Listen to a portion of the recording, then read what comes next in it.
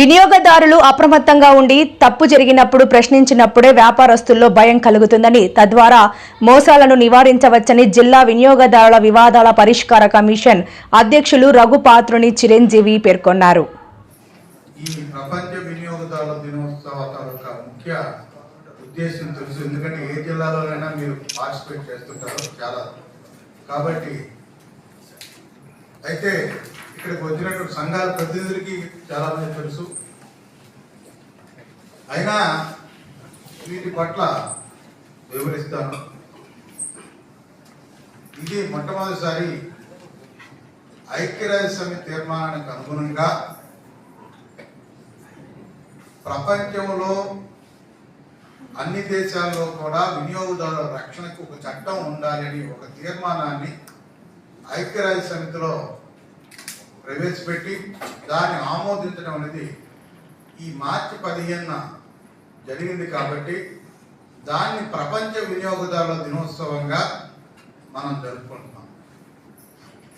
అయితే ఈ తీర్మానానికి అనుగుణంగా మొట్టమొదటిసారిగా వినియోగదారుల రక్షణ చట్టాన్ని అమెరికాలో తీసుకొస్తే తర్వాత అన్ని దేశాల్లో కూడా ఈ చట్టాన్ని తీసుకురావడం జరిగింది. మన దేశంలో 1986 డిసెంబర్ 24న వినియోగదారుల రక్షణ చట్టం తీసుకొచ్చి అమల్లోకి తీసుకురావడం జరిగింది. కాబట్టి డిసెంబర్ 24న మన దేశంలో జాతీయ వినియోగదారుల దినోత్సవాన్ని మనం జరుపుకుంటున్నాం.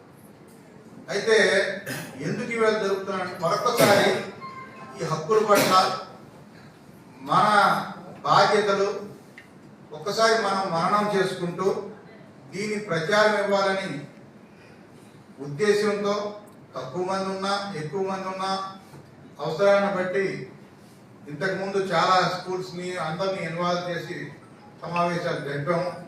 ముఖ్యంగా ఇప్పుడు ఎగ్జామ్స్ అందరికి కూడా జరుగుతున్నాయి కాబట్టి ఏం కాదు, అందుకే వీక్లీ ఒకసారి సండేస్ అక్కడ జరుగుతాయి కాబట్టి ఒక్క విజిట్ వెళ్తే వాళ్ళు మళ్ళీ ఆ కాటాలే వాడుతున్నారా ఎలక్ట్రానిక్ కాటా వాడుతున్నారా మీకు తెలుస్తుంది.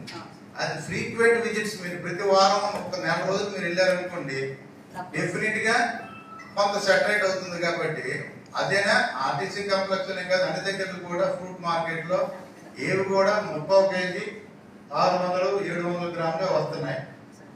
కాబట్టి అలాగే నెక్స్ట్ ఫుడ్ వాళ్ళకి వెళ్తాం, కెమికల్స్ వాడుతున్నారు. కాబట్టి ఇవన్నీ ప్రజలకు ప్రతిరోజు కనబడుతున్నటువంటి మోసాలు, వాళ్ళ అవసరాలు, ఆరోగ్యం చెడిపోతుంది. కాబట్టి దయచేసి ఫుడ్ సేఫ్టీ వాళ్ళు మీరు జాయింట్ ఇన్స్పెక్టర్ చేయండి. కనీసం వారానికి ఒకసారి మీరు దీని పట్ల దృష్టి పెట్టండి. కాటాలు మార్పించండి.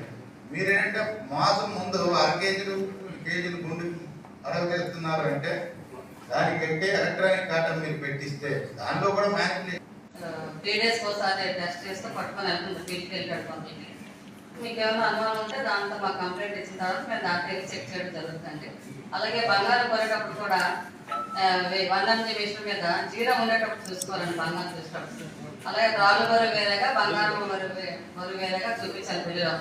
బిల్లులో కూడా క్యారెట్ మెన్షన్ చేయాలండి. 22 క్యారెట్ 18 క్యారెట్ 24 క్యారెట్ కూడా మెన్షన్ చేయాలి. అలా చేయకపోతే అది కూడా చట్టవిరుద్ధం అవుతుందండి. మేము కూడా కేసులు రాయడం జరుగుతుంది దాని మీద.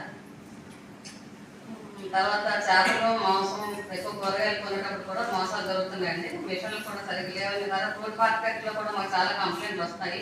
ఈ కాంప్లెక్స్ దగ్గర అక్కడ వెళ్ళి చెక్ చేస్తున్నాం. చెక్ చేస్తున్నా కూడా కేసులు రాస్తున్నాం. మళ్ళీ అదే మళ్ళీ కంప్లైంట్లు వస్తున్నాయండి. అందరూ అడుగుతున్నారు వెళ్ళి జరుగుతుంది, ఇన్స్పెక్షన్ చేస్తాం, కేసు కూడా రాస్తున్నాం దాని మీద. సో ఈ పళ్ళు దుకాణం కూడా మీరు పళ్ళను కూడా మోసం చేస్తాను. దుకాణంలో రేట్ ఏంటంటే కట్ చేస్తారు కింద చూపిస్తున్నాను. అడిగినప్పుడు కొంటే కొనడం లేదని చెప్తారు.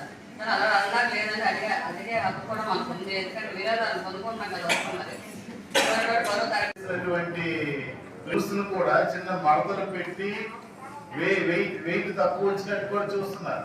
అసలు అలాంటి వాటిలో ప్రతిసారి ఇలాంటి మీటింగ్ లో మేము అడుగుతున్నాం కన్స్యూమర్స్ ప్రతినిధిగా, మీరు ఏంటి అసలు చర్యలు తీసుకున్నాం. అడగగా ఉంది 6 వస్తే అయిపోతుంది. గ్రామీణ ప్రాంతాల్లో సంతల్లోకి వెళ్ళండి. గ్రామీణ ప్రాంతాల్లో అవుతున్న సంతల్లోకి వెళ్ళండి. మేము చెప్పినంత జరుగుతాం. గ్రామీణ ప్రాంతాల్లో ఉన్నటువంటి చేపల మార్కెట్కి వెళ్ళండి. జరుగుతుంది. సరే, అసలు ఎవరు చర్యలు తీసుకోవట్లేదండి. అధికారులు మీరు చర్యలు తీసుకోవట్లేదు. వెళ్ళడం మీరు ఇప్పుడు 54 కేసులు అన్నారు కదా, ఎక్కడెక్కడ కేసులు నమోదు చేస్తారు ఒకసారి మీరు చెప్పండి సార్. మీరు జిల్లా మొత్తమా, జిల్లాలో మీరు ఏ ఏ ప్రాంతాలు పర్యటించారు, ఎక్కడ కేసు కట్టారు, మీరు ఒకసారి చెప్పండి. ఏ ఏ మండలాల్లో కేసు కట్టారు, ఏ ఏ మండలం ఏ ప్రాంతంలో కేసు కట్టారు. మేము మండల ప్రతినిధులు అంతా ఉన్నాం ఇక్కడ. మేము జిల్లా వినియోగదారుల సంఘాల సమాఖ్య నుంచి అన్ని మండలాల నుంచి మేము ప్రతినిధులు వచ్చాము. మాకు తెలుసు ప్రతి మండలం ప్రతినిధి ఉన్నాడు కాబట్టి ఆ మండలంలో ఎన్ని సంతలు అవుతున్నాయి, ఎక్కడెక్కడ చేపల మార్కెట్లు ఉన్నాయి మాకు ఒక అవగాహన ఉంది. మీరు ఆ మండలానికి వచ్చారా లేదా మాకు ఇప్పుడు తెలిసిపోతుంది. మీరు చెప్పండి సార్. 54 అన్నారు కదా, మీ పేరు చెప్పండి సార్. అవును, రిజిస్టర్ అన్నది ఆఫీస్ లో ఉంటుంది సార్. అవును, ఏమంటారు ప్రతిసారి రిజిస్టర్ సార్ ఏం లేదు. పట్టణంలో ఎన్ని కేసులు కట్టారు, మున్సిపాలిటీలో ఎన్ని కేసులు రిజిస్టర్ చేశారు, మార్కెట్లో 30 మండలాలు, 4 డివిజన్, 3 డివిజన్, ఎన్ని కేసులు మీరు రిజిస్టర్ చేశారు చెప్పండి.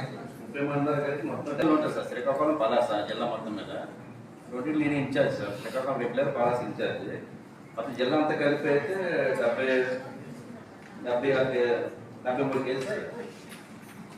73 కేసులు. పట్టణంలో ఎన్ని కట్టారు? 5 కలిపి ఉంటుంది సార్, సపరేట్ గా ఉంటుంది. మీరు గవర్నమెంట్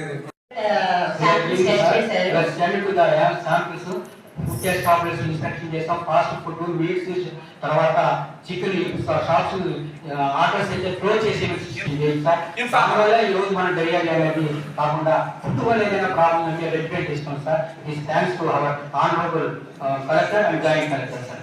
డయేరియా వచ్చిన తర్వాత చూస్తున్నారు, వాళ్ళకి ఏమైనా ప్రకాశం చేయడం sir our inspector, division 1 inspector ఇది రెస్పాన్స్ స్ట్రీట్ వెండర్స్ ఇన్స్పెక్షన్ చేశారు. తర్వాత ఫుడ్ కూడా డిస్ట్రాయ్ చేయటమే డన్ అంటే ఏదైతే సస్పెక్ట్ చేశారో అవి కలర్స్ ఇచ్చేది, తర్వాత టేస్టింగ్ సాల్ట్స్ ఏవైతే ఉన్నాయో అవి తీసుకెళ్లి డస్ట్బిన్ లో వేసేసి ఫస్ట్ వార్నింగ్ కింద వాళ్ళని వార్నింగ్ ఇచ్చారు. ఎందుకంటే they are care of person sir, they are not permanent address sir. అందువల్ల ఫస్ట్ వార్నింగ్ గా వాడికి వచ్చేసి స్ట్రీట్ వెండర్స్ కి ఒక భయం అనేది ఇచ్చాము. ఎందుకంటే మంచి సదుద్దేశంతో మేము మాట్లాడాలనేటువంటిది సార్. ఒక్కసారి ఫైల్ చేస్తే కోర్టులో ఫైల్ చేస్తే అది 5 years పడుతుందా, 3 years పడుతుందా, 10 years పడుతుందా ఎవరికి తెలియదు సార్. బట్ ఏదైతే కనుక ఉన్నట్టయితే ఈ కేసు కనుక జాయింట్ కలెక్టర్ అన్హైజీనిక్ కేసెస్ కనుక ఉన్నట్టయితే జాయింట్ కలెక్టర్ తో ఫైల్ చేస్తున్నాము. జాయింట్ కలెక్టర్ ఏర్పాటు చేసింది 2011 నుంచి ఇంప్లిమెంటేషన్ జరిగింది. ఈ యాక్ట్ వల్ల ఇంతకుముందు ప్రతి వీక్ కూడా క్రిమినల్ కేసు ఫైల్ చేసేది పిఎఫ్ యాక్ట్లో. ఈ యాక్ట్ వచ్చిన తర్వాత 3 టైప్స్గా డివైడ్ చేయడం జరిగింది. అన్సేఫ్ ఫుడ్, సబ్స్టాండర్డ్, మిస్బ్రాండెడ్ అనేటువంటి 3 రకాలుగా డివైడ్ చేయడం జరిగింది.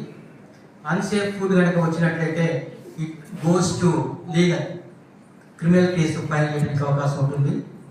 సబ్స్టాండర్డ్ అంటే ఏదైతే చెప్పారో ఆ ఫుడ్ ఆ విధంగా లేకపోతే సబ్స్టాండర్డ్స్గా ఉన్నట్లయితే అది యాజ్ పర్ యాక్ట్ లీగల్ మెకానిజంతో పాటు ఈ మిస్బ్రాండెడ్ అంటే లేబుల్ డిక్లరేషన్ లేనటువంటి ఏదైనా ఉన్నట్లయితే అది కూడా జాయింట్ కలెక్టర్ దగ్గర ఫైల్ చేయడం జరుగుతుంది.